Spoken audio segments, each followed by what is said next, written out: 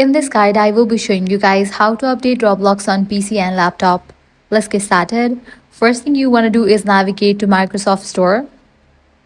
Now search for Roblox.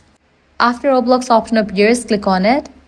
Now if any updates are available, you're gonna find the option of update over here. You'll need to click on that and complete the update process. With that, Roblox will be updated to its latest version.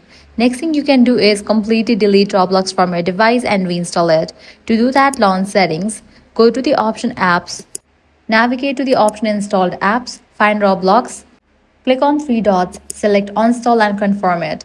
Now launch your preferred browser, type in Roblox download, navigate to its official website.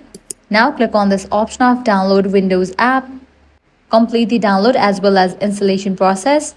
With this, the latest version of Roblox will be downloaded. That's it. If this guide helped you out, do not forget to like, share and subscribe.